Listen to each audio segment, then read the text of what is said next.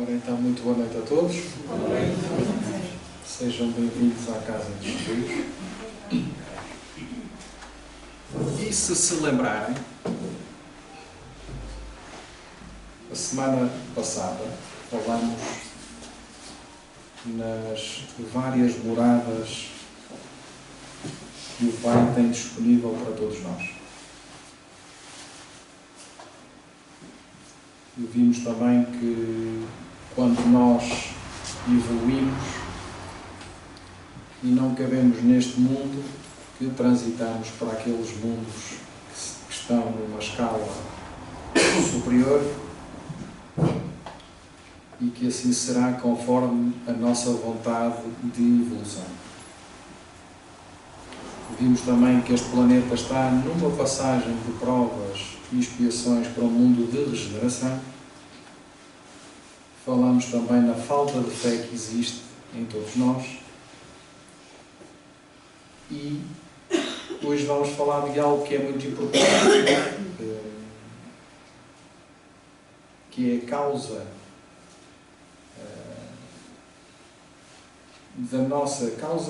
a necessidade que existe para que nós possamos evoluir, que é a reencarnação. Sem ela não fazia sentido a doutrina, porque também assenta nesta base,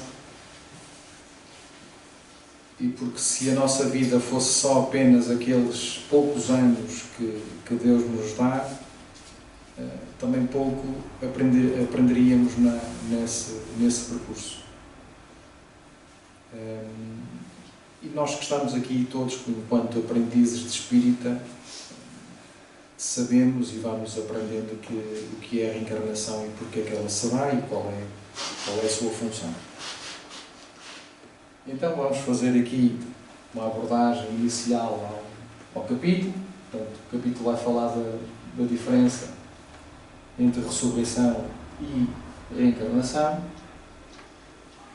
A reencarnação fortalece os laços de família ao passo que a unicidade da existência os rompe.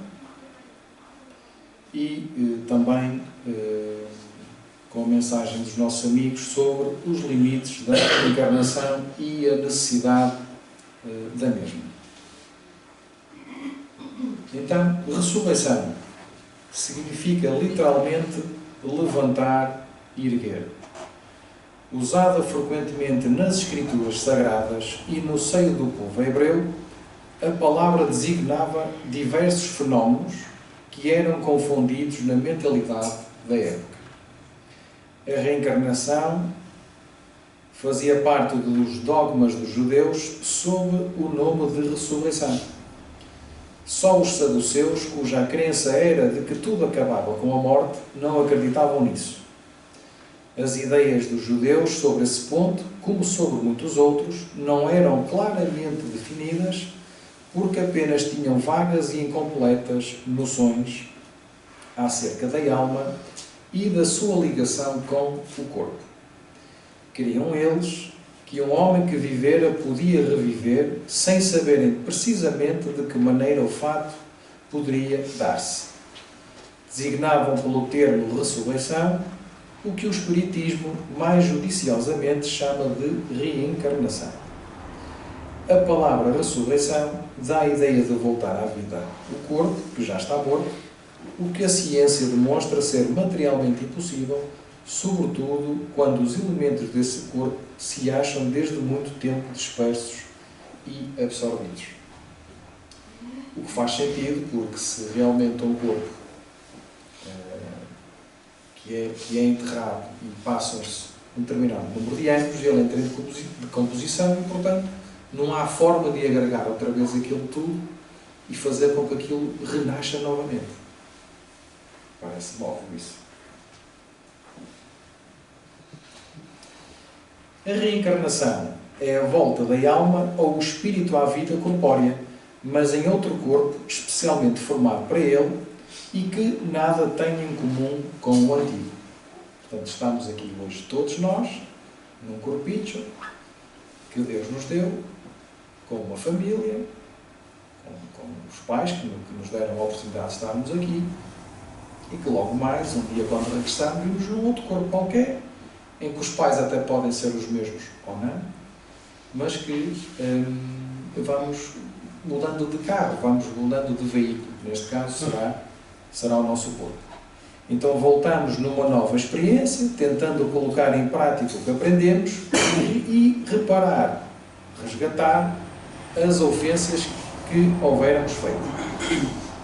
Como eu digo muitas vezes, nós regressamos a esta vida com uma mochila aberta, onde trazemos pouca coisa que é aquilo que nos comprometemos a resolver, mas como ela vai aberta, está sujeita a todo o tipo de situações que nós vamos lá colocando. Então, este termo aparece com Kardec para melhor definir todo o processo de volta a um novo corpo. Acho que dá para perceber a diferença de uma coisa e de outra. Regressando ao Evangelho, para começarmos a fazer o real estudo da noite, então temos assim: Jesus, tendo vindo às cercanias de Cesareia de Filipe, interrogou assim os seus discípulos: que dizem os homens com relação ao Filho do Homem? Que dizem que eu sou? Eles lhe responderam: dizem uns que é João Batista, outros que Elias, outros que Jeremias ou algum dos profetas. Perguntou-lhes Jesus: e vós quem dizeis que eu sou?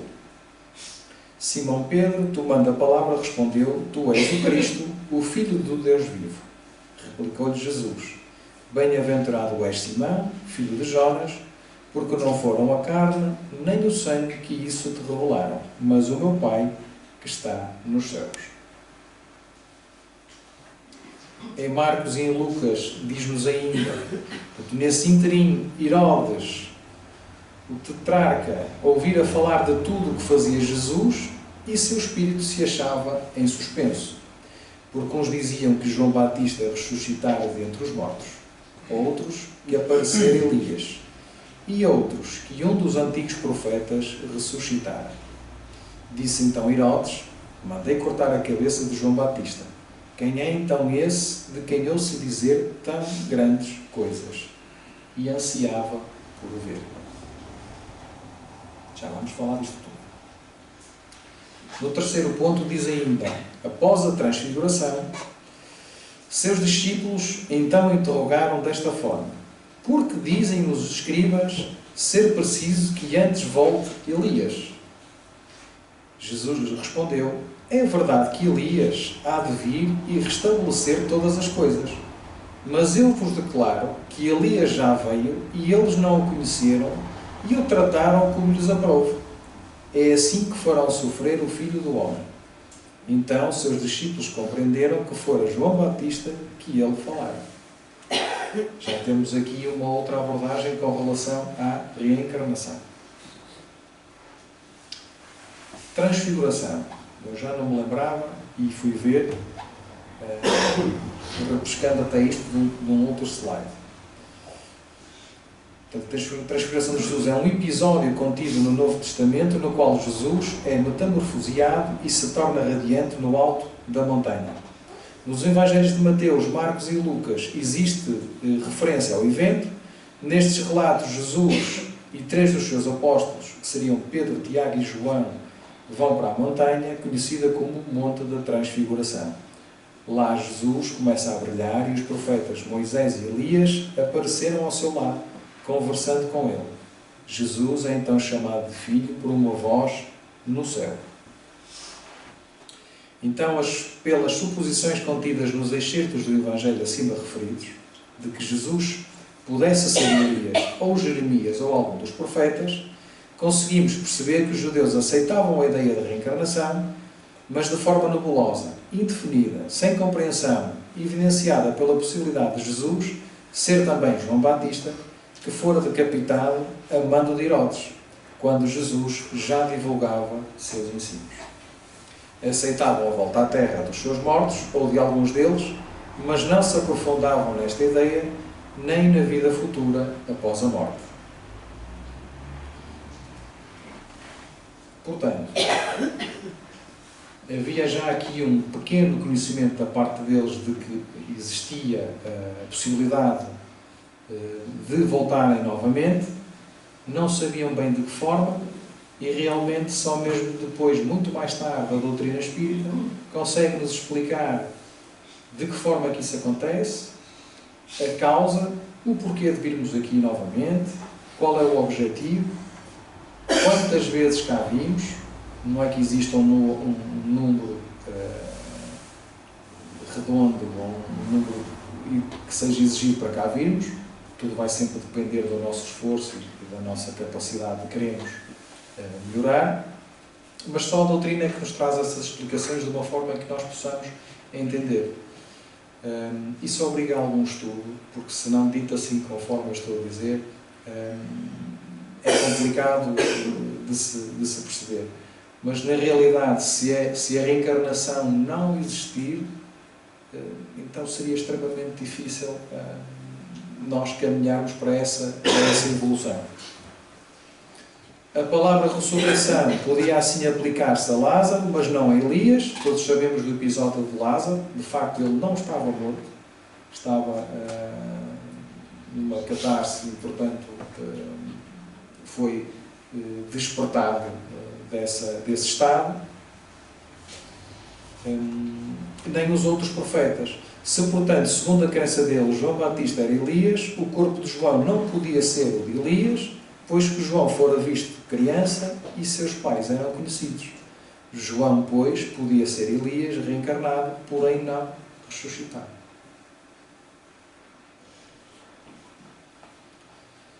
Eu sei que isto é um bocadinho complicado e que hoje vamos ler um bocadinho para tentarmos perceber o que é a reencarnação, mas daqui a bocadinho eu tenho aqui algumas perguntas muito importantes para desenvolvermos isto.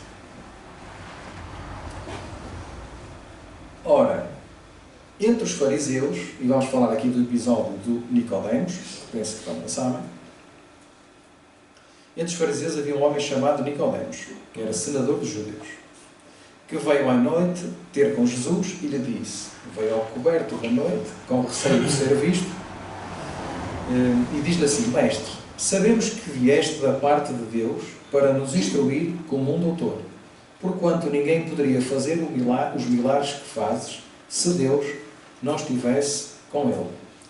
Jesus lhe respondeu, em verdade, digo-te, ninguém pode ver o reino de Deus se não nascer de novo. Então diz-lhe Nicodemos, como pode nascer um homem já velho? Pode tornar a entrar no ventre de sua mãe para nascer uma segunda vez? Vejam que não lhe cabia, ele não conseguia perceber-se, então, mas eu agora velho, vou voltar novamente ao ventre da minha mãe para nascer outra vez? E diz-lhe Jesus, em verdade, digo-te, se um homem não renasce da água e do Espírito, não pode entrar no reino de Deus. O que é nascido da carne é carne. O que é nascido do Espírito é Espírito.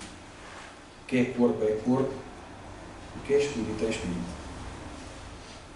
Não te admires de que eu te haja dito ser preciso que nasças de novo. O Espírito sopra onde quer e ouves a sua voz, mas não sabes de onde vem ele, nem para onde vai. O mesmo se dá com todo o homem que é nascido do Espírito. Respondeu-lhe Nicodemos, como pode isso fazer-se? Jesus lhe observou, pois que é? És mestre em Israel e ignoras estas coisas? Digo-te em verdade, que não dizemos senão o que sabemos e não damos testemunho senão do que temos visto. Entretanto, não aceitas o nosso testemunho. Mas se não me credes, quando vos falo das coisas da terra, como crereis quando vos falo das coisas do céu? Por isso a necessidade de Jesus falar sempre em parábolas e contar uma história, para que fosse mais fácil que o povo da altura percebesse e entendesse a ideia que Jesus estava a passar. Se ele fosse falar de coisas espirituais há 2000 anos atrás, há mais de 2000 anos atrás, o que é que acham que eles pensariam? Se não tinham conhecimento de nada, se não estavam preparados para ouvir determinado tipo de diálogo ou de comunicação, como é que eles iam aceitar isto? Não iam aceitar. Então é mais fácil, mesmo nós às vezes até, no nosso dia-a-dia, quando temos que explicar alguma coisa a alguém, a um cliente ou até ao familiar, se vimos que ele não entende, tentamos simplificar da forma que ele perceba. Nem que não esteja contido lá toda a matéria que nós achamos que é importante passar. Mas se fizermos de forma mais simples, fará com que as pessoas entendam. A mesma coisa acontece aqui quando estamos deste lado. E digo já que não é nada fácil ser palestrante. Temos aqui várias pessoas de vários escalões etários, com vários tipos de escolaridade, nem todos entendem da mesma maneira, então nós temos que ter a capacidade de colocar um discurso que seja fácil a que todos entendam aquilo que está a ser dito. Porque senão um vai satisfeito porque entendeu e o outro vai embora insatisfeito porque ou não ouviu, ou não percebeu, ou vai achar que nós somos todos malucos e portanto não regressa. Nós, enquanto aprendizes de espíritas e enquanto temos a responsabilidade de estarmos aqui enquanto palestrantes, temos que ter isso em mente e passar a informação de forma mais simples para que todos entendam. Era aquilo que Jesus fazia ao povo da época. Se Jesus viesse à Terra agora, com certeza o discurso seria outro. Há aqueles que já tenham conhecimento ou algum conhecimento da doutrina espírita, poderia até falar de coisas mais ao pormenor. Nós temos outro tipo de entendimento. Seria excelente termos Jesus aqui novamente. Eu achava uma coisa fantástica termos aqui Jesus. Mas na verdade ele já cá esteve e deixou ferramentas importantes como o Evangelho, são manuais, são guias para a nossa vida. Se pensarmos bem, se ele viesse cá agora ia facilitar demasiado a nossa vida. Não faria assim tanto o sentido da reencarnação. E a reencarnação existe por um motivo muito específico que vamos ver. Então a ideia de que João Batista era Elias e de que os profetas podiam reviver na Terra se nos depara em muitas passagens dos Evangelhos, notadamente nas acima reproduzidas, no item 1, 2 e 3, que é aquilo que vimos agora. Se fosse errónea essa crença, Jesus não houvera deixado de a combater, como combateu tantas outras. Ele a põe por princípio e como condição necessária quando diz: ninguém pode ver o reino de Deus se não nascer de novo. E insiste acrescentando: não te admires de que eu te haja dito ser preciso que nasças de novo. Então estas palavras, se um homem não renasce da água e do Espírito, foram interpretadas no sentido da regeneração pela água do batismo. Para se apanhar o verdadeiro sentido dessas palavras, que é o verdadeiro sentido, cumpre também se atente na significação do termo água, que ali não for empregado na acessão que lhe é própria. Muito imperfeitos eram os conhecimentos dos antigos sobre as ciências físicas. E eles acreditavam que a Terra saíra das águas e por isso consideravam a água como elemento gerador absoluto. Assim é que em Gênesis, no capítulo 1, se lê: o Espírito de Deus era levado sobre as águas, flutuava sobre as águas, que o firmamento seja feito no meio das águas, que as águas que estão debaixo do céu se reúnam em um só lugar e que apareça o elemento árido, que as águas produzam animais vivos que nadem na água e pássaros que voem sobre a terra e sobre o firmamento. Segundo essa crença, a água tornara-se o símbolo da natureza material, como o espírito era da natureza inteligente.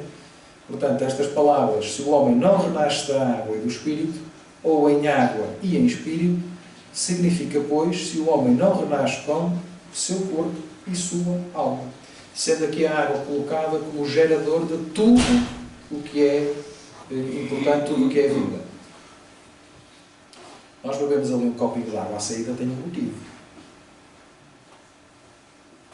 Pois um dia faz-te uma palestra sobre isso. Mas existe um motivo. Porquê é que a água não é outra coisa? Fica a pergunta para vocês meditarem sobre isso. É nesse sentido que o princípio as compreenderam. Tal interpretação se justifica, aliás, por estas outras palavras: o que é nascido de carne é carne e o que é nascido do espírito é espírito. Jesus estabelece aí a distinção positiva entre espírito e corpo. O que é nascido da carne é carne. Indica claramente que só o corpo procede do corpo e que o espírito independe deste. Conseguimos começar a perceber?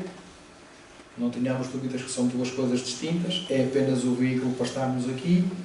O espírito sobrevive à morte do corpo, um dia dando-nos a oportunidade de irmos num outro corpo. Pode ser masculino ou feminino. Podem ser os meus pais ou não. Podem ser aqueles com que tivemos ajustes ou desajustes durante a vida anterior. Mas tudo tem uma causa, tudo tem um sentido. No Evangelho continua a dizer-nos que o Espírito sopra onde quer, ouve-lhes a voz, mas não sabe nem de onde ele vem, nem para onde vai. Pode-se entender que se trata do Espírito de Deus, que dá a vida a quem ele quer, ou da alma do homem. Nesta última ascensão, não sabes de onde ele vem, nem para onde vai, significa que ninguém sabe o que foi, nem o que será o Espírito. Se o Espírito ou a alma fosse criado ao mesmo tempo que o corpo, saber-se-ia de onde ele veio, pois que se lhe conheceria ao começo.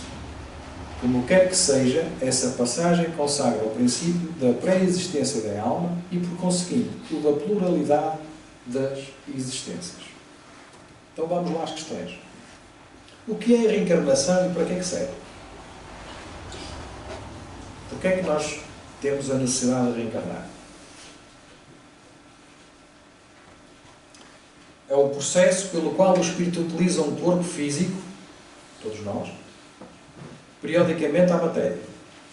Esse processo tem como objetivo propiciar a vivência de conhecimentos, auxiliando assim o espírito que reencarna a evoluir. É esse sempre o nosso objetivo, a evolução. A reencarnação obedece a um princípio de identidade de frequências, ou seja, o espírito reencarna em um determinado continente, num determinado país, numa determinada região desse país, numa determinada localidade dessa região, com determinadas características culturais, idiomas, costumes, valores, tradições, história, etc. Bem como numa determinada família, dependendo da sintonia ou frequência que o seu pensamento consiga estabelecer em relação a cada um desses elementos. Nós não viemos ali com aquele pai, com aquela mãe, só porque sim. Não nascemos em Portugal, nem foi na rua X, nem na casa Y, nem no andar W, porque não. Existe toda uma sapiência por trás disto. Como é que nós chegamos lá? Como aqui diz. Vai sempre depender da sintonia. Daquele elemento de vibração que existe entre aquele que nasce e aqueles que lá estão. Aquilo que foi pré-combinado. Eu posso vir numa família para os ajudar, vir numa missão para os tentar ajudar a evoluir e passar para um patamar acima, como pode ser exatamente o contrário, ter vindo o pai e uma mãe primeiro, que combinaram encontrar-se, ainda do outro lado, formar uma família que vão dar a oportunidade a que eu nasça e ajudar para que, porque eu já falhei muitas vezes e, portanto, preciso dessa ajuda. Portanto, a evolução não está necessariamente vinculada ao tempo da vida material, mas à intensidade com que ela é vivida. A quantidade de experiências e o aproveitamento que é feito delas é fundamental para o seu crescimento. Não importando se as experiências são vivenciadas na matéria ou no mundo espiritual.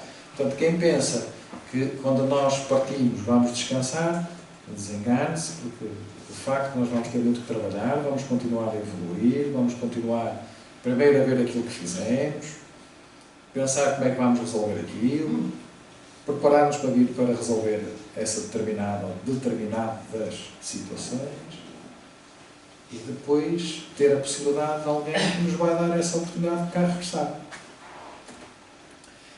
E quantas vezes é que eu tenho que reencarnar? Só dizendo que aquilo que eu disse antes está no livro dos Espíritos. Então, quantas vezes eu tenho que cá vir? Existe um número? São 10 vezes, 100 vezes, 1000 vezes? Não. Vai depender sempre do trabalho de cada um. Quanto mais teimosos nós formos, mais vezes caímos. Mais iremos passar por situações adversas, complicadas, difíceis, até a dor for de tal ordem grande a que aceitemos a mudança. Então, não vai a bem, vai a mal. Então, não existe um número específico que defina a quantidade de vezes necessárias à reencarnação, além de todas as questões gerais e globais em torno do processo, e de forma mais simplificada, vai sempre depender do próprio. Poderá ser mais ou menos rápida conforme a vontade do espírito, a bagagem de conhecimentos e experiências adquiridos ao longo de toda a história, seja enquanto encarnado, novamente, seja enquanto desencarnado. Sim, nós também nos preparamos do lado de lá. Sim, nós também estudamos. Portanto, há sempre muito trabalho para fazer deste e do outro lado da vida. Do outro lado, para primeiro, porque partimos de uma doença, poder recuperar. Tem todo um processo. Isto não é só porque sim. Tem todo um processo. Porquê é que eu tenho que espiar ou porquê é que eu tenho que passar por provas? Porquê é que a mim e não ao vizinho do lado? Porquê é que a mim tudo me acontece e ao outro parece que a vida corre sobre patins? Porquê é que o outro tem dinheiro e eu não tenho? Porquê é que o outro tem 20 carros e eu ando de trotinete? Porquê é que o outro tem casa e eu vivo na rua? Porquê é que o outro anda, salta, corre, faz tudo e eu estou numa cadeira de rodas? Porquê eu? Nós nunca conseguimos, nós não estamos ainda preparados para conseguir ver o outro lado. Há dias, eu achei isso aqui algumas vezes, quando eu faço assim mais umas horas no trabalho, ponho os fones e ouço coisas à toa. Posso pôr uma palestra espírita e aquilo vai mudando e eu vou ouvindo coisas à toa e às vezes aparecem coisas muito interessantes que até parece que foram direcionadas para aquilo. E esta semana assim aconteceu. E então eu estava a ouvir uma coisa, era um podcast grande, e a certa altura falava que as pessoas quando leem ou quando estão a estudar a história da Alemanha nazi, e toda a gente sabe o que se passou, não é tabu para ninguém, vêm sempre como aqueles que foram, como seriam salvadores, como se fossem uma espécie de Schindler, ou a família que ajudou a Anne Frank, ou uma outra qualquer pessoa que retirou os judeus de uma morte que era certa. Nunca se conseguiram ver, ou não se consegue ver, e vou dar o meu exemplo. Nós vemos qualquer coisa e tentamos pensar ou imaginar que seríamos um salvador de uma determinada situação, mas nunca vemos o outro lado, que é aquele que causa a morte, aquele que causa a violência, aquele que perseguiu os judeus, aquele que matou, aquele que... enfim. Mas nós fomos todos isso. Todos nós fizemos isso. Todos nós ainda fazemos. Em graus diferentes. Então nós não temos capacidade de perceber ainda, e apontamos sempre para o outro lado, o problema. Se eu estou a espiar algo agora, porque eu cometi alguma coisa nesta ou noutra vidas passadas. Se calhar alguns de nós vivemos naquela época. Não digo na Segunda Guerra Mundial, mas se calhar na Primeira ou nas anteriores. Todos nós teremos, a qualquer altura da nossa vida, causado mal a alguém, muito mal. Vocês já pensaram nisso? Porquê é que nós só vemos o lado bom e não vemos que podemos ter sido mal? Entre aspas. Então, o espírito encarnado vai enfrentando contradições, dificuldades, obstáculos, facilidades, encontros, desencontros, permanecendo no caminho previamente traçado ou desviando-se em função de algumas variáveis. Para sempre de acordo com a sua vontade, e entra aqui o livre-arbítrio.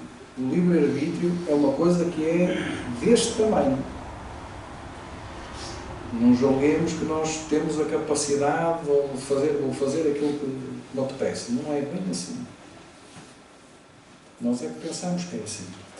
A prova é a situação na qual o espírito é desafiado ao limite do seu conhecimento, tal como se um teste se tratasse. E nós somos testados diariamente. Quando nós achamos que já evoluímos mais um pouco, entra alguém pela porta dentro, faz uma estapafurdice qualquer, e nós pegamos no homem velho que estava enfiado lá no armário e voltamos a ser aquele que éramos há 10 ou 15 anos atrás. Não temos essa capacidade ainda, mas lá caminhamos para lá. A expiação é uma consequência de um conhecimento aplicado que provocou consequências difíceis, desagradáveis e muitas vezes dolorosas que o seu responsável deverá enfrentar. Não vamos conseguir fugir disso. Na teoria, se roubamos, temos que ser presos. Se causarmos um mal, esse mal tem que ser reparado de alguma forma. Será sempre difícil? Portanto, tudo na minha vida vai ser difícil? Porque senão, se é para estar aqui a sofrer constantemente, então, desgraçado de mim. Então a dificuldade depende de nós mesmos. Nós é que somos, ou que temos a possibilidade nas mãos, de deixar de sofrer. Lembremos que entre uma encarnação e outra, o Espírito continua a trabalhar, continua a aprender, continua a evoluir, pelo que ele não reencarna no mesmo estágio ou patamar em que se encontrava quando desencarnou. Mas para isso é preciso crer. Pergunta interessante. Os que são nossos pais agora serão sempre os mesmos? Podem ser ou não. Isso vai depender do que necessitamos. Lembremos que aquilo que temos é aquilo que é necessário para a nossa evolução ou para o nosso aprimoramento. A evolução é constante, os pais de hoje podem não ser os de amanhã. O nosso grau de evolução ditará a nossa necessidade e aqueles que nos auxiliaram. Agora, importante, e como é que eu reparo os meus erros? Se eu cometi assim tantos erros, ao longo das minhas várias reencarnações, como é que eu reparo isto? Como é que eu vou fazer? Tenho que ir lá e pagar qualquer coisa? Vou lá e peço desculpa? Então, 3 coisas: arrependimento, expiação e reparação. São as 3 condições necessárias para apagar os traços de uma falta e suas consequências. O arrependimento suaviza as dores da expiação, abrindo pela esperança o caminho da reabilitação. Só a reparação, contudo, pode anular o efeito, destruindo-lhes a causa. A reparação, isto está no céu e inferno. A reparação consiste em fazer o bem a quem se havia feito o mal. Quem não repara os seus erros nesta vida por fraqueza ou má vontade, achar-se-á numa existência posterior em contacto com as mesmas pessoas a quem prejudicou e em condições voluntariamente escolhidas, de modo a demonstrar-lhes o seu devotamento e fazer-lhes tanto bem quanto mal lhes tenha feito. Portanto, aquela pessoa que nós temos uma desavença e que não a podemos ver, e que, pronto, na pior situação, até que lhe desejamos que ele vá para outro mundo, nós vimos cá novamente e vamos outra vez apanhar. Não adianta ficarmos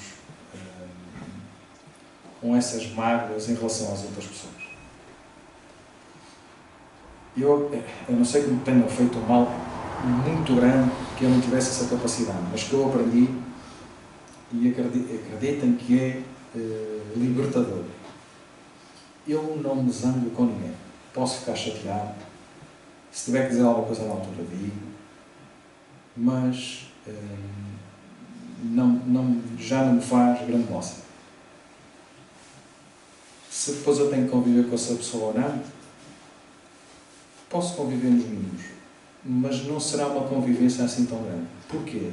Isso chama-se amar os inimigos. Vamos ver depois no longo do estudo. A minha obrigação é dar-me bem com todas as pessoas. É por isso que eu aqui estou a aprender com a doutrina. Se eu fiz mal a alguém, peço desculpa. Se a pessoa não aceita a desculpa, isso é um problema que é dela. E eu fiz a minha parte. Não me vou livrar de ter que reparar o erro. Mas pelo menos eu assumi que estava errado. Se ela me perdoar, tanto melhor. Se não perdoar, o problema que será já do lado lá. Conseguem perceber aquilo que eu estou a dizer? Então não me faz moça, sinceramente não me faz moça. Não quero mal a ninguém. Se tiver que ajudar, ajudo na mesma. Mas não tenho que ir jantar à casa dele, não tenho que fazer a convivência que tinha. Isso é o verdadeiro amor aos inimigos. Quando chegarmos a essa altura, depois abordamos mais isso. São mais alguns capítulos para a frente.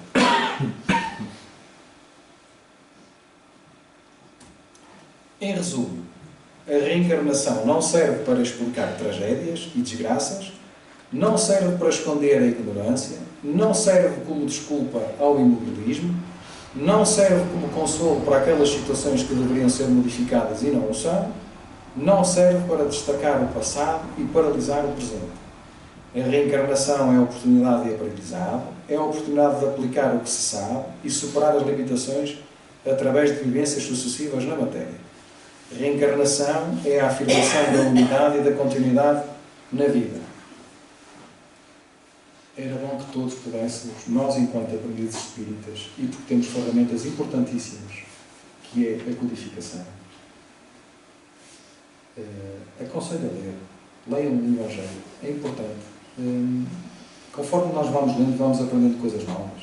Vamos conseguindo aplicar coisas na nossa vida, tal como aquela que eu dei o exemplo. Na altura, não é que às vezes não apetece apertar o pescoço a alguém. Até apetece, mas o que é que eu vou fazer? Não é? Eu vou fazer, e depois aquilo passa.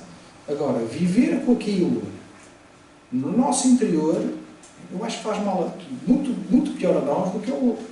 Se calhar o outro até nem sabe o que é que se está a passar. Mas está ali a remoer, não é? Isso cria ali um peso extra nas nossas costas que nós não precisamos disso. E essa é a função da reencarnação, com tudo aquilo que nós vamos vivendo, com todos os problemas, com todas as dificuldades.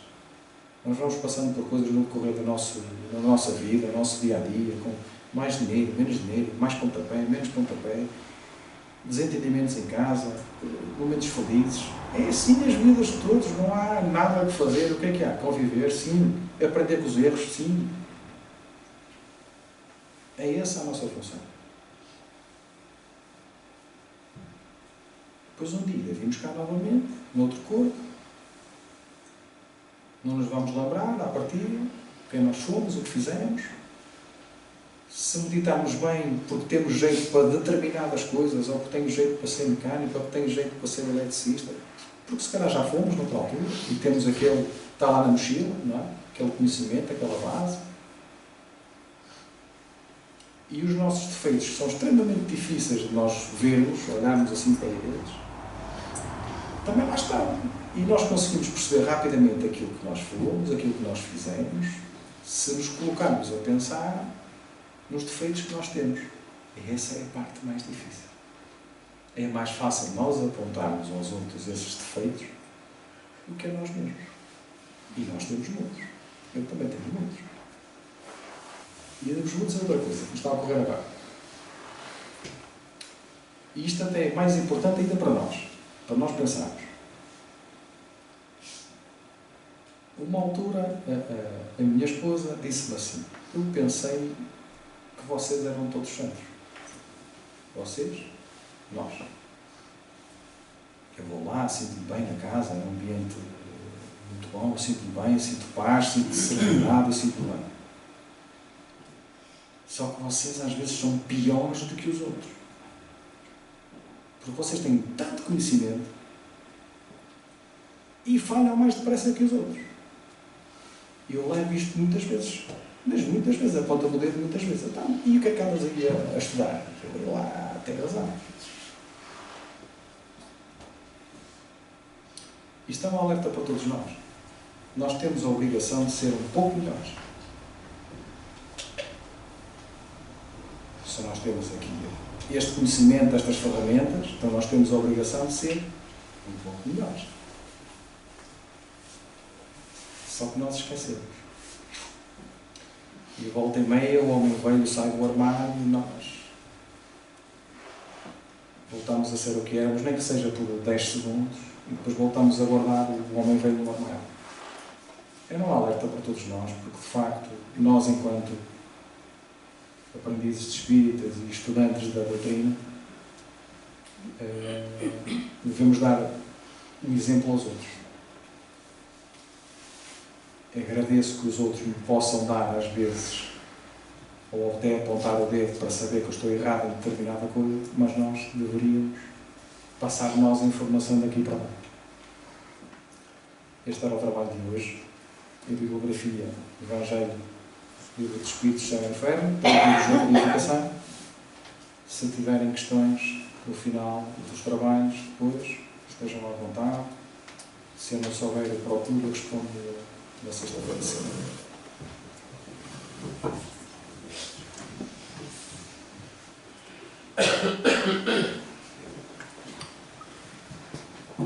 Então vamos